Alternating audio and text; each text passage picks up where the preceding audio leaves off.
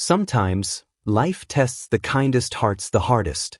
And for Thomas Avery, a single father living in a small town called Willow Creek, every day felt like another uphill climb.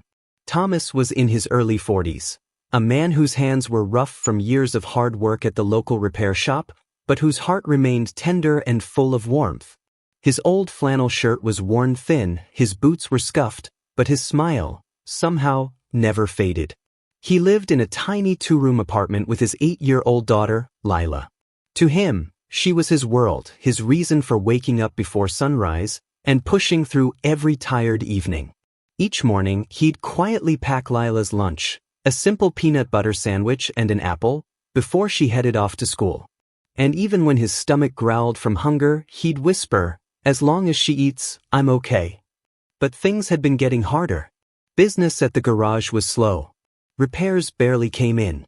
And after paying rent, utilities, and school fees, there was nothing left. That week, Thomas had been skipping meals, pretending he wasn't hungry so Lila wouldn't worry.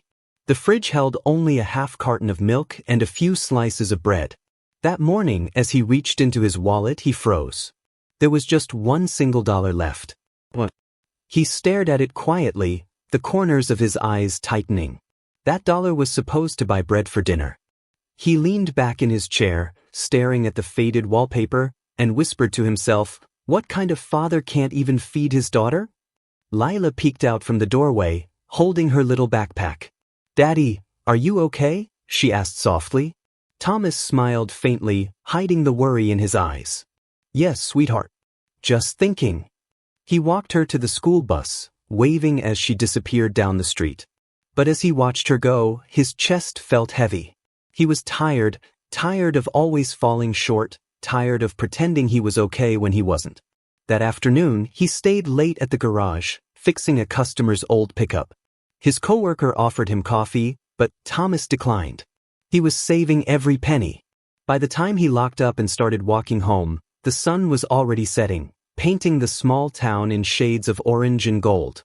He pulled that last dollar from his pocket and looked at it again under the streetlight. "Guess it's just you and me tonight," he muttered with a sad smile. But Thomas had no idea. That $1 would soon change his life forever. Because sometimes what you give away finds its way back to you in ways you'd never imagine. And the next time Thomas used that dollar, he wouldn't be the one keeping it. As Thomas walked home that evening, the streetlights flickered on one by one. The town was quiet, too quiet, the kind of silence that makes you reflect on life itself. He passed by the old Maple gas station, its neon sign buzzing weekly. He often stopped there, not to buy anything, but to think, to catch his breath before facing the empty apartment that waited for him.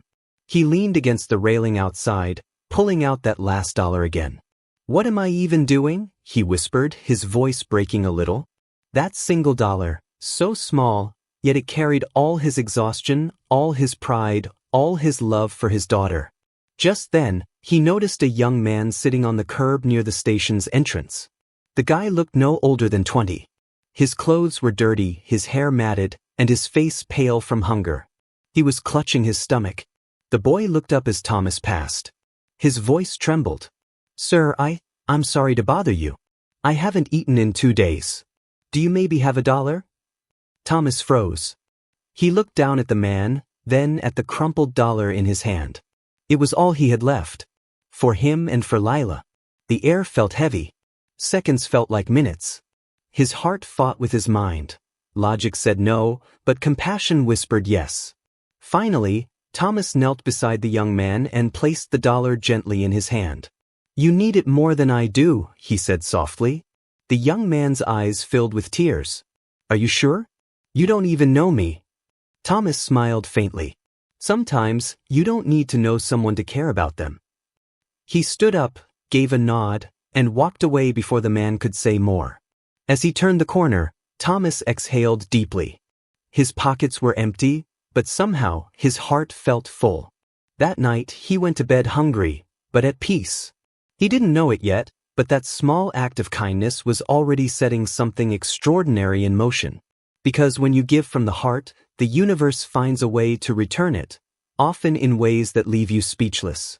The next morning, Thomas woke up early, his stomach empty but his spirit strangely calm. Lila was still asleep, her little arm wrapped around her stuffed bunny. He tiptoed to the kitchen to make her breakfast, just toast and water, but when he opened the bread bag, he realized it was empty. He sighed, rubbing his eyes. "We'll figure it out, Tom." "You always do," he muttered to himself. After dropping Lila off at school, he returned home to grab his jacket before work. That's when he noticed something strange. There was an envelope slipped under his door. No name. No return address. Just the words, "For you." Thomas frowned, picked it up, and slowly tore it open. Inside was a folded piece of paper. He unfolded it and nearly dropped it. It was a receipt, proof that his rent had been paid in full for the next 6 months. And beneath it, a short handwritten note, "For a man who gives even when he has nothing. From someone who believes kindness should be rewarded." Thomas blinked, completely stunned. He sank onto the couch, staring at the paper like it was a dream. Who would do this?" he whispered. He called his landlord, trying to confirm. The landlord said the payment came through anonymously, no name, just a transfer and a note saying, "Paid in full." Thomas sat there for a long time, silent. His eyes began to well up. He had given away his last dollar, and somehow, he'd been given back far more than he'd lost. But the mystery lingered. Who could possibly know? And why would anyone do this for him? That night, Thomas tucked Lila into bed. She hugged him tight and said, "Daddy, maybe good things happen to good people?" He smiled, brushing her hair gently. "Maybe you're right, sweetheart." He turned off the light and stood by the window, watching the town lights flicker in the distance. But as peaceful as he felt, he couldn't shake the question. Who was the mysterious donor? Days later, the answer would come roaring into his life in a way he'd never expect. Not through a letter, but through a luxury car pulling into his garage. A few days later, at the auto shop, Thomas was under the hood of a customer's car when he heard an unfamiliar sound, the deep purr of an expensive engine. He wiped his hands and looked up as a sleek black luxury sedan pulled into the lot. It didn't belong in a town like Willow Creek, not among the rusted pickups and old sedans he usually worked on. The door opened, and out stepped a man in a tailored suit, clean-shaven, confident, smiling. "Hey, are you Thomas Avery?" the man asked. Thomas nodded slowly, unsure. "Yeah, that's me. Can I help you?" The man extended his hand. "I think I owe you a thank you." Thomas blinked, confused. But when he looked closer, his eyes widened. It was the same young man he'd met outside the gas station days ago, but now he looked completely different. You're that guy from the station." Thomas stammered. "Eddie, right?" The man smiled warmly. "Edward Harris," he said. "But yeah, you called me Eddie." Thomas stepped back, still processing. I don't understand." "You were homeless," Edward finished. Yeah. That part was real, but it was also intentional. He took a deep breath and began to explain. Edward had been traveling the country after his father's passing. His father, a wealthy businessman who'd left him a fortune but also a deep emptiness. He had grown disillusioned with people, tired of fake kindness. "So I decided to see the world through different eyes," Edward said. "To see how people treat you when they think you have nothing." He looked at Thomas with genuine gratitude. "You were the first person who showed me kindness without expecting anything back. That $1, it wasn't about the money. It was about heart. And yours changed mine." Thomas stood speechless, his hands trembling slightly. "I don't know what to say," Edward smiled. "You don't have to say anything. Just let me return the favor." Thomas had no idea what he meant, but what Edward would do next would change his and Lila's lives forever. Because Edward wasn't just here to say thank you. He was here to give Thomas something he never thought he'd have again, a second chance at life. A week later, Thomas received an unexpected call. It was Edward. He invited Thomas and Lila to meet him downtown. When they arrived, they found themselves standing in front of a small, freshly painted auto shop with a bright sign that read, "Avery Auto and Hope Garage."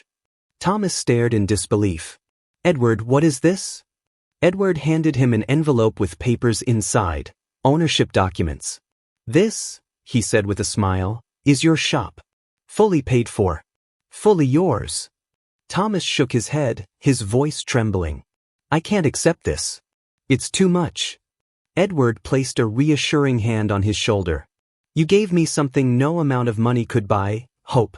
You reminded me what it means to care for people again. Let me do this, Thomas. You deserve it. Tears filled Thomas's eyes as he turned toward Lila. She was already running around, laughing, pointing at the shiny new tools inside. For the first time in years, Thomas didn't feel the weight of the world on his shoulders. He felt free. On the shop's wall, Edward had framed something special, that same crumpled dollar bill Thomas had given him at the gas station. Beneath it were the words, "Kindness always comes back." Thomas smiled through his tears. I guess it really does. Edward nodded. And the best part? It spreads. From that day on, Avery Auto and Hope Garage became more than just a repair shop. It became a place where struggling families could get free repairs, job training, and a little bit of hope, all inspired by one man's simple act of kindness. Sometimes, the smallest act, a single dollar, a single moment of compassion, can change everything. Because what you give with love doesn't disappear, it multiplies. And for Thomas Avery, $1 became a miracle that changed not just his life, but countless others. Because when you choose kindness, you never really lose. You only gain more than you could ever imagine. Moral of this story: in life, we often think miracles come from having more money, more luck, more chances. But the truth is, miracles begin with giving. Thomas gave his last dollar, not because he had much, but because he had heart. And that one act of kindness created a ripple that came back bigger than he ever imagined. So maybe today, take a moment to look around. Someone out there might need your smile, your time, or even your last dollar. And who knows, that tiny act could be the start of something life-changing. Because kindness doesn't just change others, it changes you. If this story touched your heart, don't just keep it to yourself, share it to remind someone that good still exists in this world. Subscribe for more inspiring stories that prove one simple truth: every act of kindness has the power to change a life. Because here on the Cherished Stories channel, every story reminds us, it costs nothing to be kind, but it can mean everything. And remember, we're not just telling stories. We're changing lives.